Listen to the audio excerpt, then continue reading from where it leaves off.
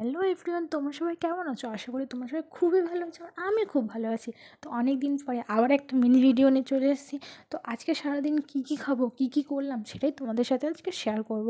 তো এখানে সকালবেলা একদম ব্রাশ ট্রাশ করে একদম রেডি। তো চলো একদম সকাল থেকে খাওয়াটা তোমাদের সাথে শুরু করা যাক। তো চলো দেখা যাক আমি সকাল থেকে কী করি।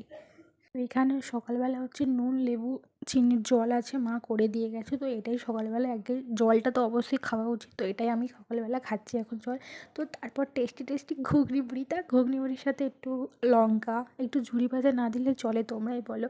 তো এটাই হচ্ছে সকালের পেট পুজো। তো চলো এটাই খাওয়া যাক সকালবেলা টেস্টি টেস্টি। তো এদিকে দেখো আমার দিদা হচ্ছে এসছে আমাদের বাড়িতে, এদিকে হচ্ছে কাঁথা করছে। তো কাঁথার জন্য আমার দিদা বলছে যে এটি যে সুতোটা একটু পরিয়ে দিত সূচে, তো সেটাই এখন করে দিচ্ছি। কি করব, বলেছে যখন করে তো দিতেই হবে। তো চলো এটাই করে নেওয়া হয়ে গেল শেষ পর্যন্ত। আগেই হচ্ছে আমাদের পাড়ায় কালী পুজো ছিল, সেগুলো একান্ত ভিডিও করতে পারিনি। যাই হোক, তো কালী পুজো শেষ হয়ে যাওয়া মানে বুঝতেই পারছো ঘরে কতটা কাজ থাকে। তো এখানে হচ্ছে জামা প্যান্ট কিছু ছিল, তো সেগুলো এখন রোদে একটু শুকোতে দিয়ে দিলাম। তো এখানে একদম আমি স্নান করে নিয়েছি, তো স্নান করে পুজো দিতে হবে, তাই জন্য একদম পুজোটাও করে নিলাম শেষ পর্যন্ত।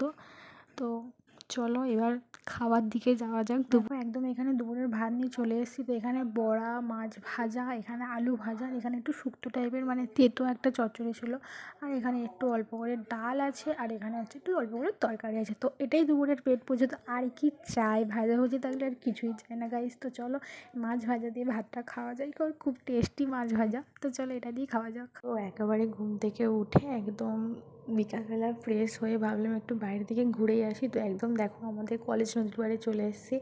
তো ভাবলাম একটু ঘুরেই আসি, ঘর থেকেই বা কী করবো।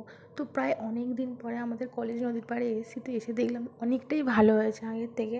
তো দেখো বিকালবেলা একদম ফুরফুরে বাতাস বইছে, এর থেকে আর ভালো আর কিছু হয় না। তো চলো এখান থেকে একটু ঘুরে ফুচকা খেয়ে অবশ্যই বাড়ি যাবো। এখানে অবশ্যই ফুচকা খেয়েছি আর তার সাথে একটা চপ পেঁয়াজি খেয়েছি। তো চলো এখানে আমার ভিডিওটা শেষ করছি। তো ভালো লাগলে অবশ্যই একটা লাইক কমেন্ট শেয়ার করতে, সবাইকে টাটা বাই বাই।